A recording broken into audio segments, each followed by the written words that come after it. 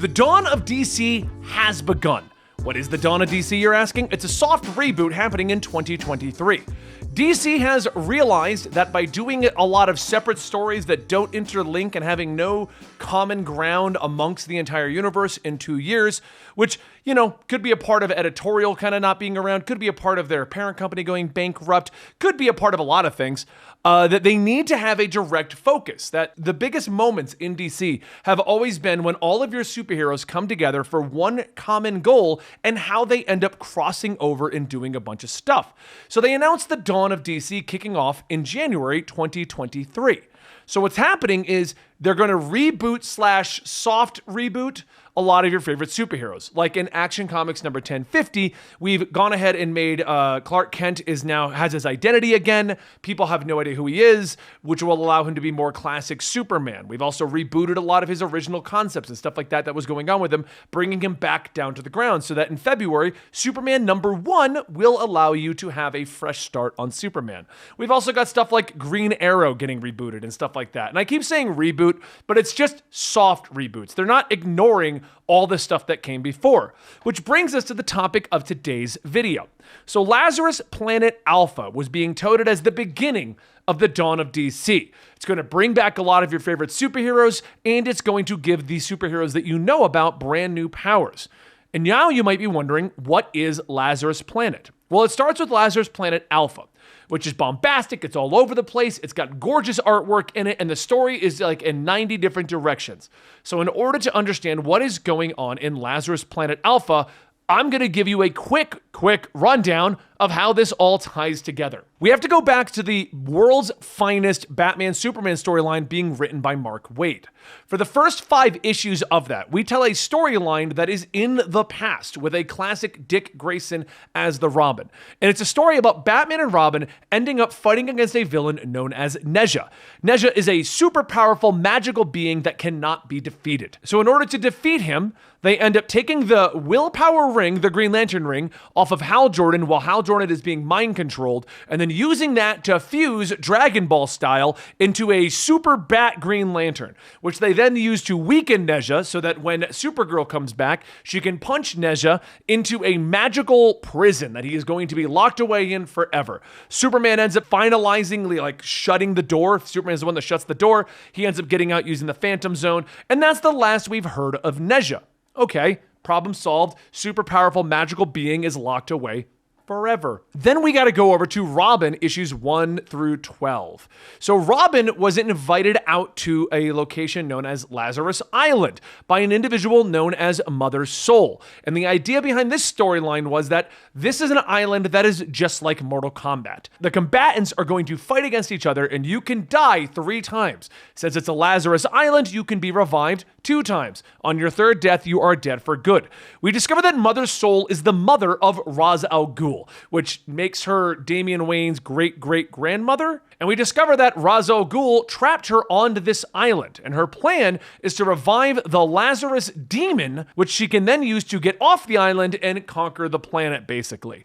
Damian and his friends come together, they end up stopping Mother Soul, they end up stopping the demon, and he gets off the island. If you're curious, this is the time period in which people were stealing portions of the Lazarus Pit and making Lazarus resin over in Task Force Z. There's very little, very minor mentions about those two things being mixed together, but Task Force Z doesn't matter for where we're going with this. So at the conclusion of Robin runs off and kind of reaffirms that he is Robin and that he's doing a great job, and he kind of moves on from the Lazarus Island Mortal Kombat tournament. That brings us to Batman vs. Robin issues 1 through 4. Now, issues 1 through 4 tells a story about Damian being mind-controlled by Nezha, who's working with Mother Soul. They then mind-control all the other Robins. Batman has to battle against Jason Todd, Dick, Nightwing, Tim Drake, and Stephanie Spoiler, and he then has to fight against Damian Wayne. He goes through 4 issues in which we think maybe Alfred's been revived, but he hasn't been, and Damian is basically using any trick he can to get back at Batman. And the whole idea is that Batman's a bad father. They all bring up his worst traits in their battles. We eventually get to the end of that storyline in which Damian is fighting against Batman. Batman manages to break the mind control hold that Nezha has over Damian. He does this by grabbing the Dr. Fate helmet, but the hold over Damian is broken, and we discover that the Dr. Fate helmet is there, and it's being used by a magic user to siphon all the magical powers out of every individual in the DC universe. All those powers are being siphoned into the Dr. Fate helmet so that Nezha can put on the Dr. Fate helmet and become all-powerful and conquer the planet. At the last second, Batman grabs the Dr. Fate helmet and he becomes Dr. Bat-Fate. That's the name I'm giving him. He looks awesome. As Dr. Bat-Fate, he's battling against Nezha. Damian runs over with Talia. Talia tries to kill Mother Soul. Damian tries to save her. She goes, "No, you can't save me," and she lets herself die. We go back to Batman. Batman loses the Dr. Fate helmet, and then Nezha is going to punish Damian for betraying him, and he shoots, I guess, a magical bolt that's going to auto-kill Damian. Batman jumps in the way, taking the bolt to the chest. He ends up dying yet again. But this death only lasts about a page or two. Talia comes over and exclaims that Batman is in fact dead. Other magic users who are being trapped in this cave come over, and they basically, in this last moments, find a way to save Batman. But we'll get back to that in a second. Nezha thinks that he's won, but in the middle of this, King Firebull comes charging through the wall, fighting Nezha.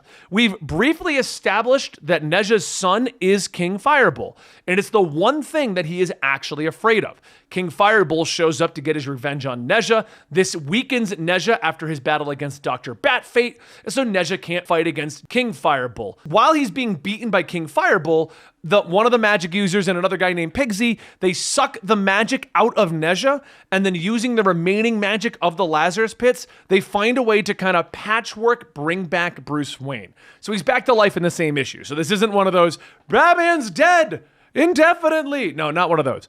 Nezha, now weakened by that magic in his fight with King Firebull, flees out of the cave. And it's established that Batman cannot be fully revived because the Lazarus pit is erupting.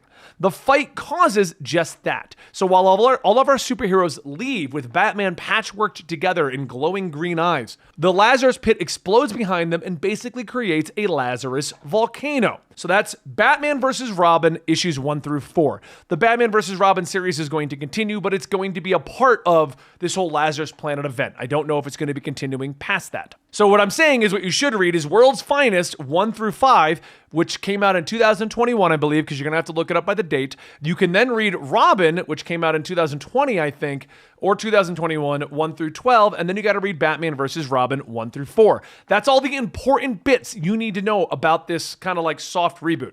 And what I find really funny is none of the Dark Crisis stuff comes up at all. Like, I don't even think they mention it. Maybe it's an offhanded thing. Dark Crisis doesn't seem to be affecting the reboot of the universe or the soft reboot of the universe.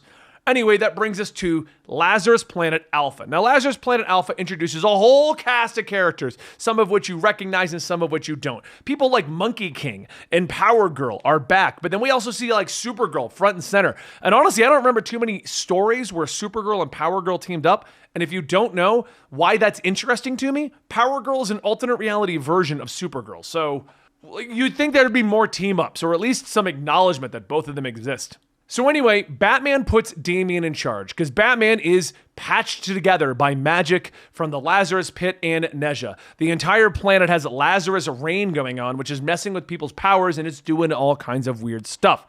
The plan is to go defeat Nezha. Somebody told me that they want him to join them. I think it was just to defeat him, but I'm throwing it out there in case I have that little factoid confusing. So they're going to go there, but at the same time, they're sending a different group to the Tower of Fate. At the Tower of Fate, they're going to free all the magic users by getting their powers out of the artifacts that Nezha siphoned their powers into. So over at the Tower of Fate team, they're battling against King Firebull and his followers, Silverhorn King and Goldhorn King. All of that fighting ends up resolving with the magic users getting freed and they're rejoining the fight, giving our heroes a chance. Over at the Nezha thing, Batman and Talia al Ghul end up getting into Nezha's lair, where they discover Swamp Thing and Poison Ivy already battling against Nezha. It turns out that he was messing with the Green during all of this. The Green, for those who don't know, think of it like the souls of the plant life, basically. Like, they have their own entire thing, but it's like an all-powerful god kind of a thing for any kind of plant life on the planet.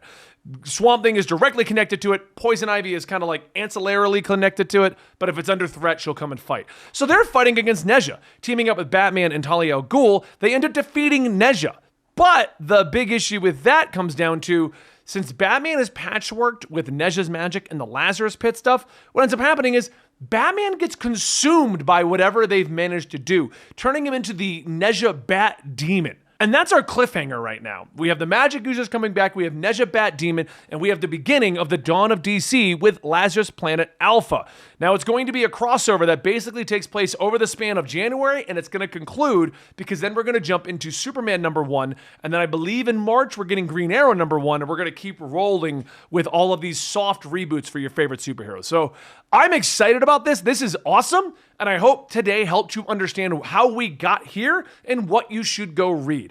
And at the time of filming this video, we have 2 of those videos already on the channel, and we're getting Batman vs. Robin issues 1 through 4 out this weekend. So you're going to have it all, so you can go watch it, but I do recommend buying it yourself. I just gave you quick synopsises here, so you definitely want to go own these.